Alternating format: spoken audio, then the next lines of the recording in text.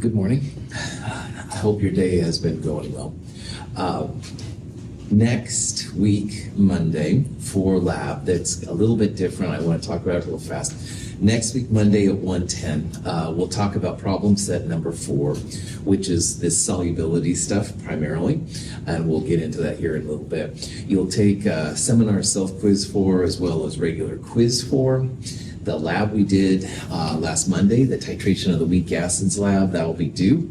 We will start a new lab. It's the longest name, so I'll just abbreviate it. It's the determination of KSP, delta G, delta H, and delta S for calcium hydroxide.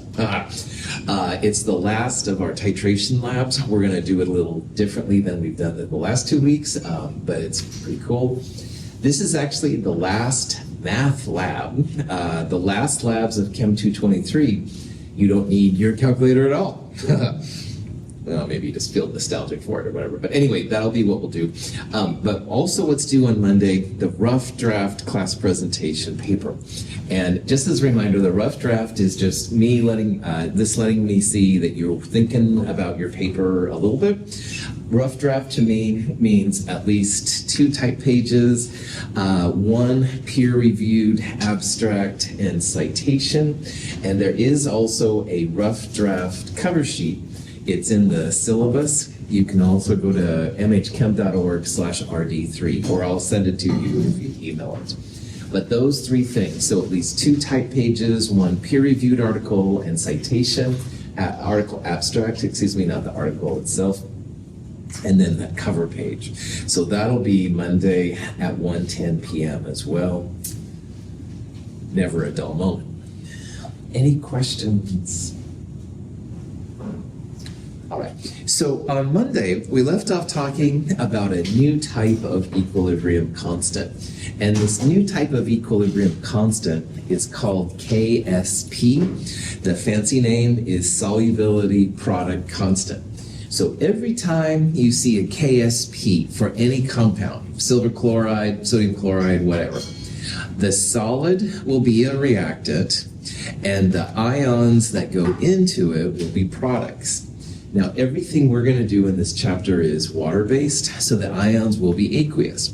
But if you were in, say, organic chemistry, you could have organic liquids and stuff there as well. But for us, in Chem 223, always water. And why this is cool for chemists is that it allows a scientist to figure out how to get things to dissolve if you want them to go away. It also allows you to make them precipitate out of solution if you want them to. So it's just another level of control, if you will, over a reaction. In Chem 221, we looked at some solubility rules. And one of the rules was how anytime you've got chloride, bromide, or iodide, the silver plus, lead 2 plus, and mercury 2 plus would make a solid. Now, most compounds with chloride, bromide, and iodide are aqueous, but those 3 were the exceptions. These 3 ions are actually called the silver group, and we'll talk about them in a future lab, which is kind of a fun lab too, by the way. But anyway, in Chem 221, oh yeah, these are solid, gonna stay there. Well, in reality, they do dissolve a little bit. And what happens when they dissolve is the insoluble compound, and remember, insoluble means there's a solid next to it. The insoluble compound will break up to the cation and the anion. So as silver chloride is an example, it does break up to a little bit into silver plus and chloride. Now, we never talked about equilibrium until this quarter, so now we can apply all these cool equilibrium things and figure out what this means. So in terms of silver chloride, which has been studied extensively, the amount of the silver plus is 1.67 times 10 to the minus 5. Now that's the molarity of the silver ion that's present in solution. And as we talked about, that's a really small concentration, all right? Most of the concentrations we use in our classes, 10 to the minus 1, 10 to the minus 2 maybe. So 10 to the minus 5 is very small. So that's why you just put silver and chloride next to each other and bam, they end up making a solid, which is visible as a white solid, stuff like that. But there is a little bit there. So If you started with really small amounts of silver chloride, let's say 10 to the minus 7 moles per liter, all right, less than that number, you wouldn't see a solid, all right? There's like a threshold where the solid begins to appear. And so in theory, if you got to 1.66 times 10 to the minus 5 moles per liter, you still wouldn't see a solid. It's only when you get to 1.67 times 10 to the minus 5 molar that you begin to see a precipitate. And once you get to 1.68 times 10 to the minus 5 or any normal concentration, oh yeah, the solid will crash out. So solubility is going to be a number like this, and it represents how many moles of the compound dissolve in a liter of water. They're temperature dependent, they're usually 25 degrees, stuff like that. So for silver chloride, the solubility, 1.67 times 10 to the minus 5. Well, you can go further because you can describe this reaction as an equilibrium constant. Products over reactants, don't put solids and liquids in. So in this case, a Kc, if you will, would be just silver plus times chloride. There'd be nothing in the denominator because it's all solid. And if the silver plus concentration is this number, and chloride should be the same because they're 1 to 1, you can multiply them together to get an equilibrium constant. And like all the equilibrium constants we've seen, K is less than 1 reactant favored, K is more than 1 greater than our product favored. This is much less than 1. So that's another way to tell that, boy, silver chloride really wants to make a solid. It's very reactant favored. You're going to have more reactant, the solid, than you're going to have the ions. So this type of K is called a KSP. It's a solubility product constant. And the functional KSPs that are out there are all numbers less than 1, because they all represent compounds that precipitate readily. Sodium chloride doesn't really have a KSP because it precipitates it's so hard to get it to precipitate. It takes a lot of it to make that. It's very product favored. But for the ones less than 1, the ones that are very easy to make solids, it's a really cool kind of thing. Blah, blah, blah. Questions on any of that? Okay, so here's the punchline. We're going to start talking about KSPs. It's just an equilibrium constant. Less than 1 more reactant, greater than 1 more product. Most of these will be less than 1. All of the KSPs will look like this. Solid is a reactant. The ions that go into it is a product. So if your K is less than 1, that means you're going to have a lot of solid. Finally, the solubility is important too. It represents the moles per liter of this that do dissolve. Solubility and KSP are not the same, all right? But you can find KSP from solubility, and in pure water, you could take this KSP and find solubility, like we'll talk about here in a little bit. Cool. Questions? When solid lead chloride is added to water, a small number of ions are released into solution. Those ions can reattach to the solid, while other ions can dissolve. A state of dynamic equilibrium is reached, in which the concentrations of ions are constant and can be described by an equilibrium constant expression. So PbCl2, lead is one of the silver group ions, lead, silver, and that weird mercury 2,2+. And like all equilibrium, you're going to have some of the reactant and some of the products. So all KSPs, the solid is the reactant and the ions would be products. So here's the PbCl2 solid lattice kind of forming, and you're always going to see it. But some of the ions break away. Those ion dipole interactions, intermolecular force, kind of pull some of the ions away. So the water can surround both the cations and the anions. In this case, the green ones are the chlorides and the silver ones are lead. And they reflect depending on if it's positive, negative, blah, blah, blah. But like all equilibriums, it's a dance. So as some of the solid breaks up into the ions, some of the ions say, oh, I want to go back to the solid. So they go back to the solid. And they go back and forth and back and forth. But once equilibrium is established, established you have a constant amount of ions and a constant amount of solid. So that's kind of the deal. This is a table that shows some KSP values for some different compounds. And you can see that all these values are less than 1, all right? So all of these would readily form a solid if you placed them in water. If we would have had a K that was greater than 1, then it would have had more ions than solids. But most of the time, these KSPs are less than 1s. I want to highlight the very last entry for you. You don't have to memorize or know any of these. But next week's lab, we're going to be dealing with calcium hydroxide. And this KSP will be helpful to you. It's 5.5 times 10 to the minus 5. Again, you can forget about it. We'll talk about it more next week. But just as an FYI, that number will help next week. But anyway, what these are saying then is that all of these are reactant favored. You're going to see a solid. So you start putting calcium and carbonate ions together, they'll make a solid. Start putting barium and sulfates together, oh yeah, comes together to make a solid. And you now know that too, because K is less than 1 will make your solids at normal concentrations. Cool. Questions? Okay, so here's a question you might see. It's like, which is the KSP expression for barium fluoride?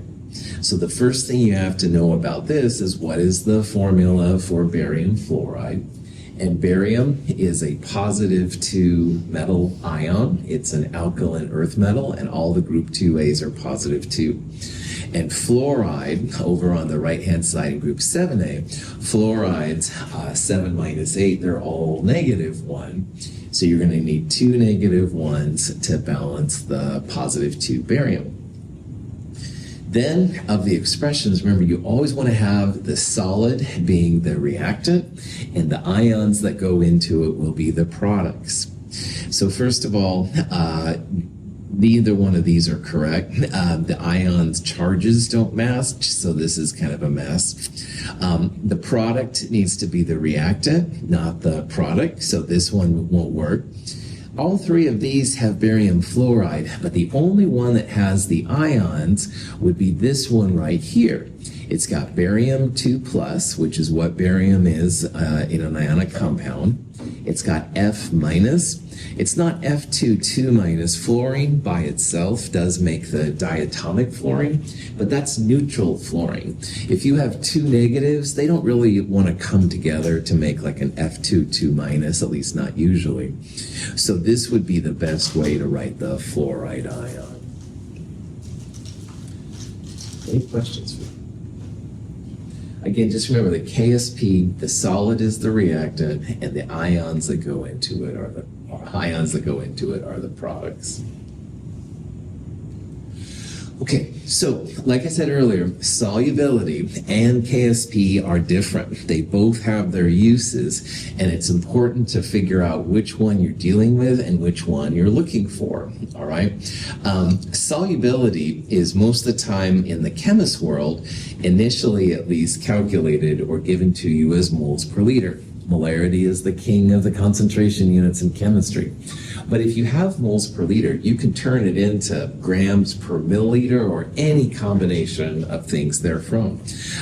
If you listen to like environmental boards, political things and stuff, usually their solubilities are like grams per liter, grams per milliliter, or something like that. They don't usually use moles. Why not, says the chemist. But anyway, nobody likes moles except chemists. But anyway, but in the chemistry world, the solubility is usually moles per liter.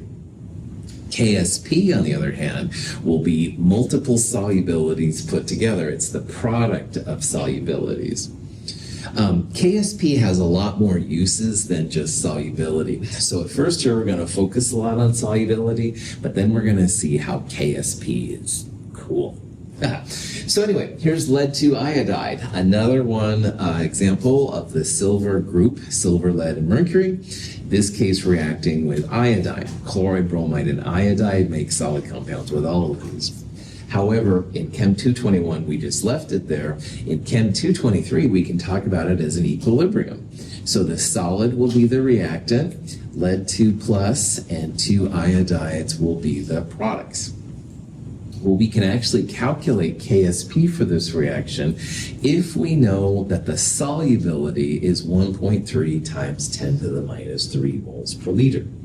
And again, what that number is saying is that if we put less than 1.30 times 10 to the minus 3 moles of PbI2 in a liter, no solid will form. But the minute you go over that, like 1.31 times 10 to the minus 3 moles of PbI2 in a liter, that's when you're going to see a solid. And that's not a very big number, so it's going to be very easy to see PbI2. It's kind of a cool yellow color for what it's worth. But anyway, maybe you're interested. What is the KSP? Well, no problem. The solubility is the moles per liter of the solid that break down. And 1 mole of PbI2 is going to make 1 mole of lead 2 plus. So the solubility also equals directly the lead 2 plus. It's a 1-to-1 ratio, 1-to-1 stoichiometry. So that's no problem. Iodide, however, has a 2-to-1 ratio, 2-to-1 here or 2-to-1 there, it doesn't matter. So when you want to find the iodide concentration, it's going to be twice the solubility. And you can think about it as 1 mole of PbI2 makes 1 mole of lead and 2 moles of iodide. So if we had 1.30 times 10 to the minus 3 moles of PbI2 dissolve, we'd make 1.30 times 10 to the minus 3 moles of lead 2 plus, and twice that number, 2.60 times 10 to the minus 3 moles of iodide. So remembering your iodide, your stoichiometries, the ratios, you can figure out what the concentrations of the ions are. Is that cool? Any questions on? Okay, so if lead is 1.30 times 10 to the minus 3 and iodide is 2.60 times 10 to the minus 3, now we can plug them into KSP. And remember, for these compounds, for these KSPs, the solid is the reactant and the ions that go into it are the products. So KSP would be lead 2 plus times the iodide, but we still square it, all right? That stoichiometry made the iodine twice as big, and we're going to square the iodide concentration right there. So you throw all this together, multiply it in your calculator, make sure your calculator skills are cool if you want to do it. 8.79 times 10 to the minus 9 is the KSP for lead 2 iodide. And again, it's very reactant favored. It's a K less than 1, but that makes sense because the solubility is so small. It doesn't take a lot of solid to make the solid appear. As a matter, if you go 1.31 times 10 to the minus 3 moles in a liter, that's when you're going to see a solid. So that's basically like saying this is very, you're going to make a lot of solid. Questions on that? Okay, so here's a compound, barium sulfate. It has a solubility of 1.05 times 10 to the minus 5. And the question is, what's the KSP value? Now, if you want, you can calculate it, or you can just go along with me as we talk about it. Barium sulfate is BaSO4. And if we're going to write a KSP expression, we're going to have the ions as the products. So that's going to be barium 2 plus and sulfate, SO4 2 minus. All the polyatomics are back and stuff. So KSP, products over reactants, would be barium 2 plus times sulfate. And how we can get these values is because that number up there, 1.05 times 10 to the minus 5, that represents the moles of barium sulfate that dissolve per liter. I'll just call it X. And for every mole of that breaks up, you're going to have the same number of barium and the same number for sulfate. All right? So in our case here, X is literally 1.05 times 10 to the minus 5.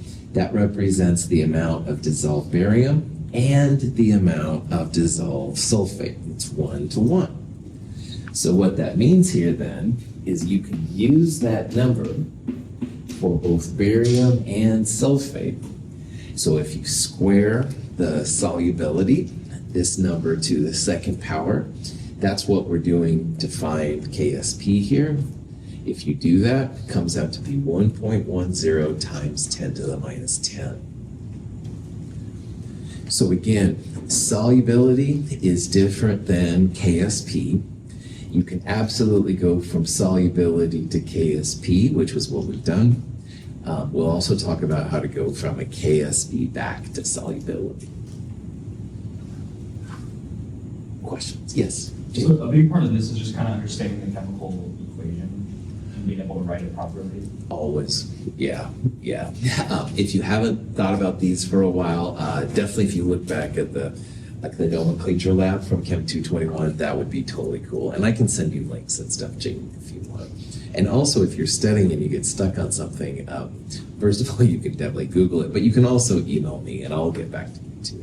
So, good. Yeah, darn nomenclature. Any questions on any? That was a good question. Okay. So, another thing, though, you can do is you can begin to precipitate a salt of maybe has an ion in it that you don't want floating around.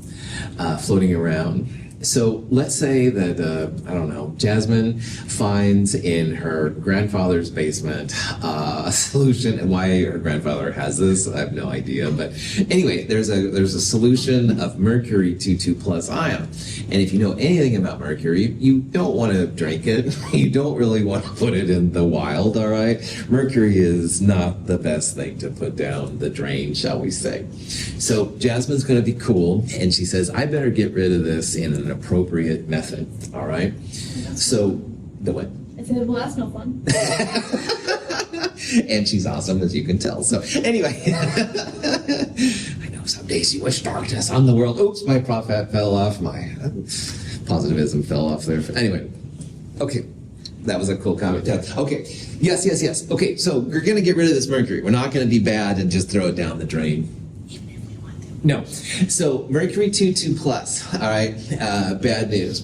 Well, Jasmine has in her house a bunch of sodium chloride, table salt, all right? And Jasmine goes, whoa, if I add some chloride to the mercury 2,2 plus, it'll make Hg2Cl2. And she looks it up, very small K. So that means this is going to make a solid really easy. All right, it's going to be really easy to make this happen. When K is less than 1, very reactant favored, you're going to add just a little bit of chloride to the mercury, and it's going to make this solid. Okay? So, if Jasmine knows that this mercury here is 0.010 moles per liter, maybe she's thinking, well, how much chloride would you need to make the white solid form? And if you have the KSP, this is actually a pretty chill thing to find. So again, you want to make sure that the mercury is taken care of and not just put it down the drain, very efficient, friendly kind of thing. So the first thing is just figure out how much chloride do you need. And the nice thing about using table salt is it's really a cheap chemical to use. You can go to Fred Meyer's and buy the big thing, and who cares if it's iodide or not, but anyway, it's a cheap chemical to use. It's a nice way to get rid of this. And since chloride makes a solid so readily with the mercury to make this compound, and by the way, you know that here because K is less than 1, this would be a cool thing to do. So really what we're asking here is we want to know the maximum chloride that can be added that won't make any solid. All right, that's what we're kind of figuring out here. So we've got this concentration of mercury. We want to know how much chloride it's going to take to make a precipitate. And we're definitely going to use this KSP expression right here. So mathematically, this is pretty chill. We're going to put this number right in there for the mercury 2,2 plus, and we're going to solve for the concentration of the chloride. And I'll do that on the next slide here. Any questions what we're doing here? Okay. So It's got a mercury concentration of 0.010. We want to figure out how much chloride it needs to make a solid appear. And what we're basically going to do is just put this mercury right there in this expression, and we're going to solve for chloride. Now, chloride squared is there, so when you want to solve for chloride, you need the square root of the KSP divided by the concentration. And remember, KSP is this 10 to the minus 18th number right there. You'll put that there. Divide by 0.010, square root of all of that. And goodness, we find that it's only 1.0 times 10 to the minus 8 moles per liter. And that number is so small, all right? Jasmine sneezes and a few, grains of salt go in there and it's going to make a solid. All right, it's really, really small. It's not going to take much to make this happen at all. But it is kind of cool to know. If you didn't want to see a solid, you could add, 1.0 times 10 to the minus 9 moles per liter. And you can make these solutions. They're weird in some ways, but you can make them. Anyway, it's a very small amount that's going to take to make a solid full. Any questions on this process? Okay. So, small number, Jasmine thinks, okay, cool, this is a good way then to get rid of this mercury and make it into a solid. By the way, when you make a solid, like in this reaction, you can filter the solid out of the liquid using filter paper like we did in the empirical formula lab in Chem 221, if you were with me. You can also do what's called decanting. And decanting means that you've got a solid and a liquid, and you basically pour the liquid off carefully, all right? Filtering is better, but decanting honestly would probably work for something like that. But making a solid, it's easy to get it away from the solution, all right? That's the important part. Okay, so Jasmine says, okay, that's great. I'm going to ramp up my amount of chloride now. I'm going to add 1.0 moles per liter. And again, with a cheap and easy to get chemical like sodium chloride, that is not going to be a problem. So the question is, if the mercury was 0.010 and we raise the chloride to 1.0 moles per liter, what's the new value of the mercury 2,2 plus? Remember, it only took 10 to the minus 8 moles per liter chloride to make a solid. So we're going up essentially 8 orders of magnitude here from a 10 to the minus 8 to 1.0 moles per liter. We want to see how that affects mercury. Now, while the chloride's being ramped up, the mercury concentration is going to go down because the mercury and the chloride are going to form the insoluble Hg2Cl2. And Jasmine can then filter or decant the solid off to get rid of it. Solids can then be disposed of a lot more readily than liquids, honestly. So anyway, like before, we're going to place this back in the KSP expression. KSP equals mercury 2,2 plus times chloride squared. Now we have a chloride value, and we want to see what the new mercury 2,2 plus is. So rearranging our KSP, mercury 2,2 plus is going to be KSP divided by chloride. Chloride is 1.0, so 1.0 squared is 1. The new mercury 2,2 plus concentration, 10 to the minus 18 moles per liter. So at this point, all right, Jasmine started with roughly 10 to the minus 2 moles per liter. And ramping the chloride up to 1.0 moles per liter, now it's from 10 to the minus 2 to 10 to the minus 18. So 18 minus 2, that's where it's about 10 to the 16th orders of magnitude difference. Now, most scientists would declare that the mercury has been removed from the solution, because you go from something that's easy to detect, 10 to the minus 2, down to 10 to the minus 18th. Goodness, that's a huge jump. But in the back of your mind, this number is not 0, all right? Equilibrium always means you've got reactants and products. Nothing is 0. So now with your chemistry hat on, you should think about, is this a level which is acceptable now to put down the drain? I would argue that 10 to the minus 18th moles per liter is a safe value, all right? I don't think that would be enough to do anything. That's really, really small. But there are some applications where even super small magnitudes like this could be a number to affect what you're doing. So, I like this example because first of all, getting rid of bad things, yeah, I'm all over that kind of stuff. But second of all, I also like this thinking process because in the chemistry world, you never make something go to zero, all right, almost never anyway. It's going to get hyper small. 10 to the minus 18th, I would consider to be hyper small, but it's not zero. And maybe what you're dealing with, that would be still too big. So just something to think about in the back of your mind as we go through this stuff. So, any questions? Here in the metro area, metro kind of is the place to go to see what is safe for the environment. And I believe the mercury, it's like 10 to the minus 6, something like that moles per liter roughly. Don't quote me on that. I think that's what it is, but I'm not sure. So 10 to the minus 18 would be way, way, way less than that. So I think this would be a safe value. But again, you might be doing something where even a tad bit of mercury would be bad news. So that's just something to think about. Any questions on that? Okay. So this is a question you might see. We're talking here about strontium carbonate, SrCO3. Strontium carbonate has a K which is much less than 1, so that means you're going to see strontium carbonate very, very readily. But the question here is, what concentration of carbonate will you need to form the solid SrCO3, the insoluble SrCO3, if we have a solution which is 0.050 molar strontium?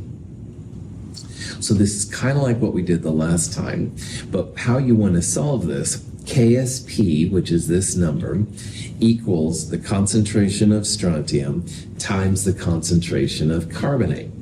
And we've got the concentration of strontium here. You essentially want to solve for your carbonate. So mathematically, you would take this number here and divide by 0.050. And if you do that, it comes out to be 1.1 times 10 to the minus 8th moles per liter. So if you have a solution of strontium ion just floating around like strontium nitrate or something, you won't see any solid at all. But if you add just a really small amount of carbonate, 10 to the minus 8th moles per liter, you'll absolutely start seeing this strontium carbonate precipitate out of solution. So, any questions on that? Cool. So, the common ion effect is sometimes used to explain this phenomena. And if you want to, say, get rid of a solid, how you do it, but sometimes those ions have different results in the long run. This is an example of a silver acetate solution. Now, silver acetate is actually pretty insoluble, but there are still silver plus ions and acetate ions like floating above it. Well, maybe you don't want to have as much acetate around. What you can do is add silver nitrate. Now, silver nitrate has an ion which is common to this reaction right here. This reaction over here on the left, we'd say silver acetate solid would be the product or the reactant, and silver plus and acetate would be the products. So we're essentially stacking the deck. We're adding extra silver. Well, if the ions here of silver are a product, and you start adding these silver ions in, by Le Chatelier's principle, it's going to push to the other side. So you start adding a bunch of extra silver. Now, a lot of these acetates are also going to go into solution. So over here in the after picture, all right, there were like 1, 2, 3 acetates. Now there's only 1 acetate because a lot of those acetates were shifted to the reactant side thanks to the addition of silver. So we still have silver ions, but there's less acetate ions. We added silver, which was an ion common to the reaction, in order to make more solid happen. But also notice now on the right-hand side, we have a new ion, which is nitrate. So if you use this common ion idea, you have to introduce a new ion in order to get rid of whatever you're trying to. So we're trying to get rid of acetate, we had to add some nitrates, all right? Probably it's okay, but it is one of the factors to consider. But all this is really Le Chatelier's principle just repackaged a little bit, all right? Over here, you've got the solid acid, silver acetate is the reactant, silver plus an acetate would be the products. So we're adding a product, we're adding some silver ions, it's gonna shift to the reactant side. A lot of these acetates are gonna disappear into the solid. You still got some silver, but now you've got a new ion too. So it is a cost you pay, but it can be a good cost if the stuff you're precipitating out is kind of nasty. Cool. Test tube is a solution containing lead ions. To this we add a solution containing chloride ions and lead chloride precipitates. Solid lead chloride is in equilibrium with lead ions and chloride ions in solution. At this point, we add more chloride ions in the form of a sodium chloride solution, which disturbs the equilibrium. More lead chloride precipitates, which removes still more lead ions from solution.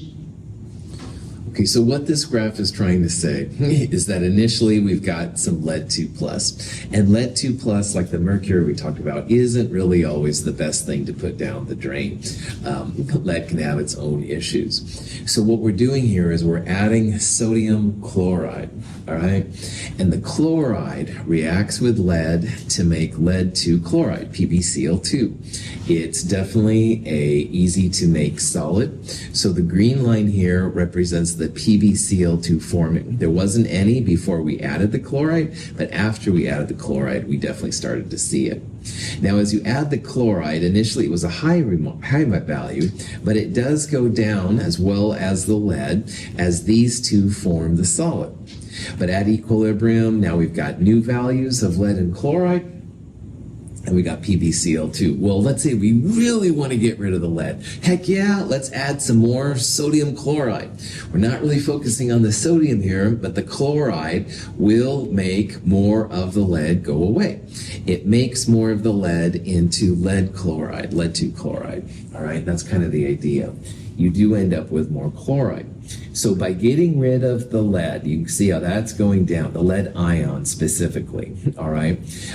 We do make a solid, which can be precipitated out and decanted, all that kind of jazz, which is cool. We end up with more chloride than we had, but also there's going to be some sodium ions running around. And maybe that's a good thing, maybe it's a bad thing, who knows? But this is one way to precipitate out a solid and then hopefully get something more nasty out than you would have had otherwise. Questions? So here's a question now about barium sulfate. And let's say that we have barium sulfate and we want to find the solubility when it's in pure water, but we also want to find the barium sulfate solubility when barium ion is present, okay? Now, the reaction we're going to look at here is the solid barium sulfate, and it makes the ions barium 2 plus and sulfate. Now, if barium is present, it's like adding an ion here, a common ion to the reaction.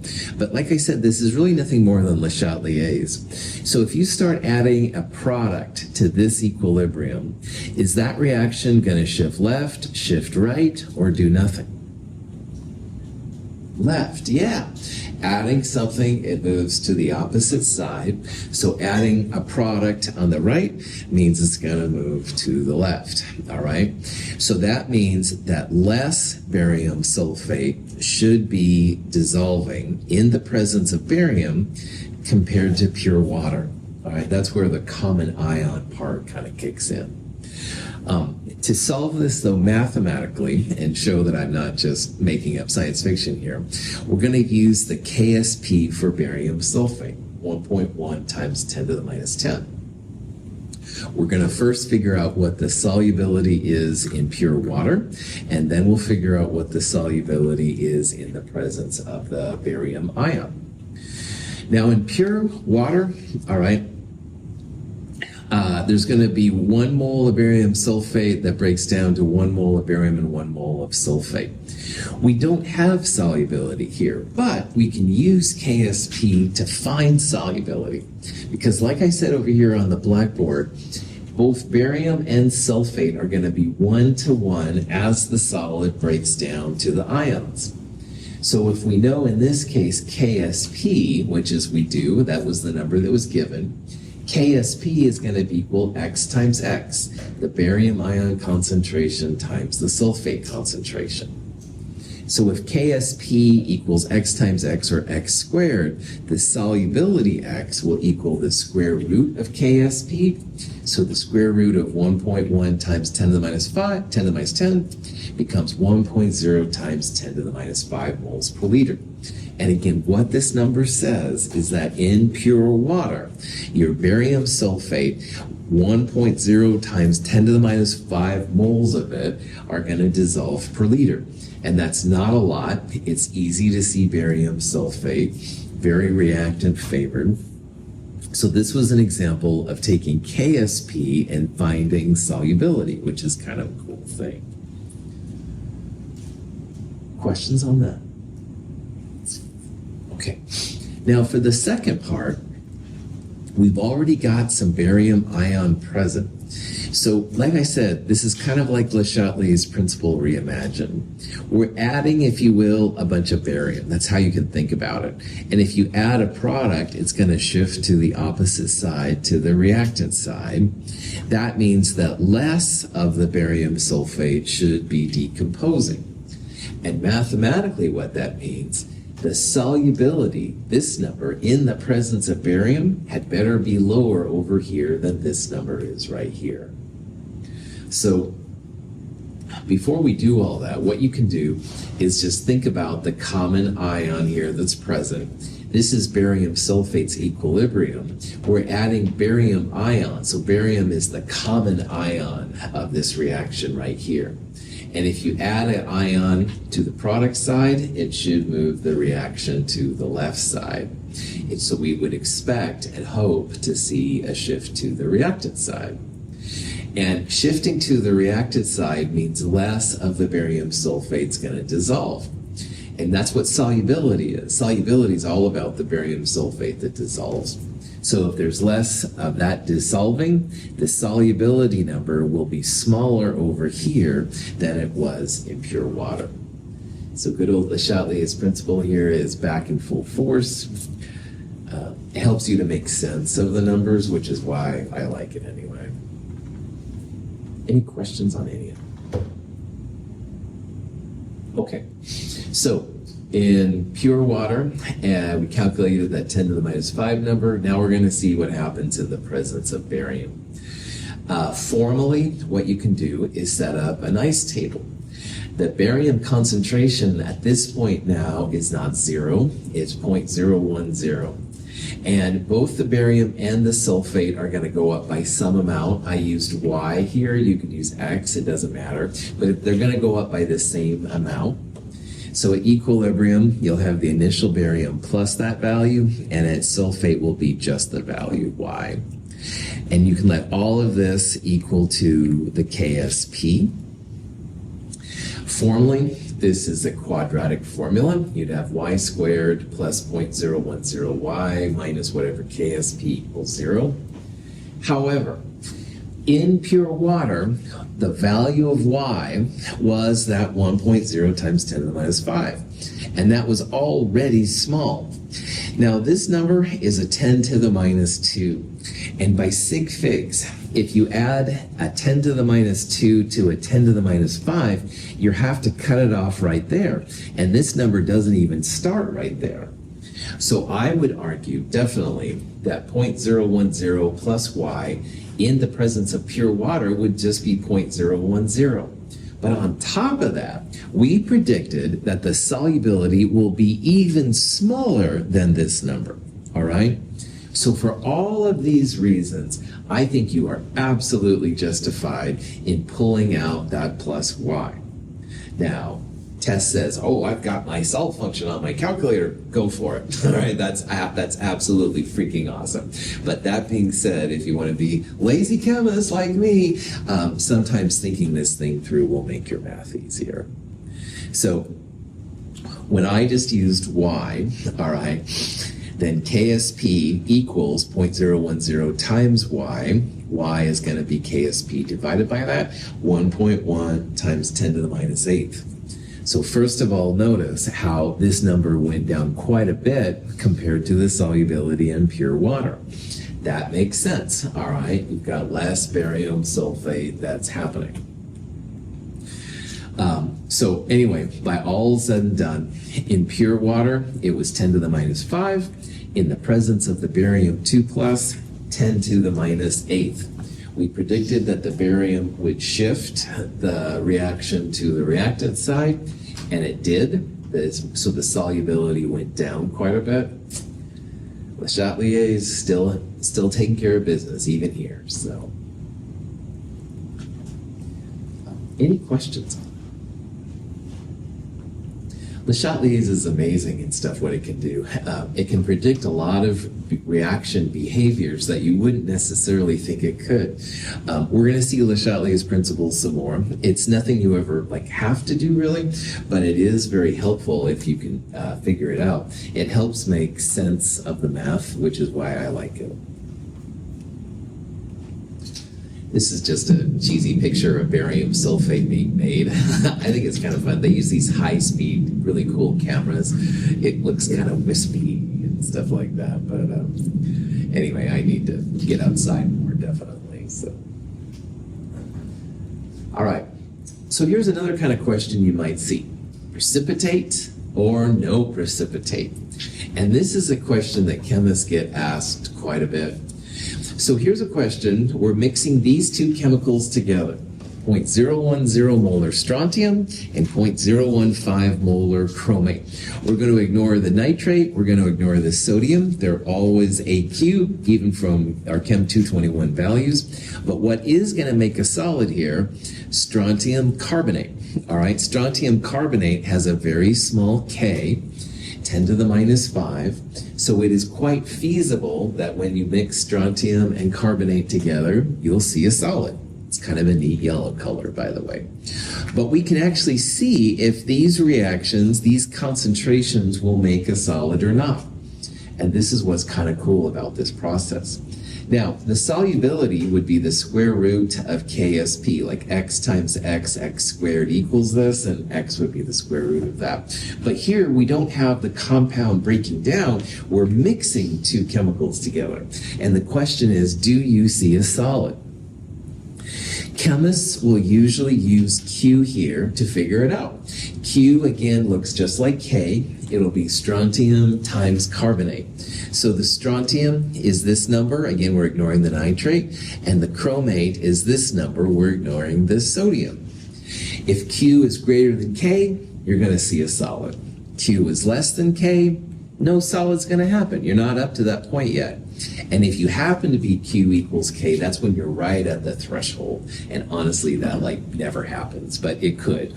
So anyway, most of the time Q will be greater than K when a solid forms. Q will be less than K, no solid forms. So in this particular example, what you would do is you'd literally put in the values of the strontium and the carbonate. That's what a Q thing is all about. And when you figure out what Q is, you're going to compare it to K. So in this case, K comes out to be 1.5 times 10 to the minus 4. And Q, this number, is greater than this number, K. 10 to the minus 4 is a bigger number than 10 to the minus 5. So if Q is greater than K, that means you're going to make a solid. We're going to see a precipitate. Now, if you had to guess, all right, K is less than 1, almost always will make solids, but the better way would be to find your Q value here and then plug it in to see what happens. There are some other ways to do this, but this is the classic chemist way, so that's why I'm showing you this way. Any questions on Okay. So today we've talked about the value of KSP. You can find its solubility in pure water by taking like square root of KSP or whatever that you need to do. We've also talked about how to get rid of some nasty ions. We've even talked about how to figure out if a solid forms. Woohoo!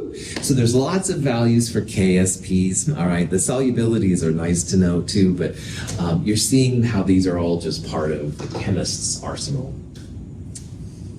All right, thank you for being here. We'll do more of this on Friday. Have a great day.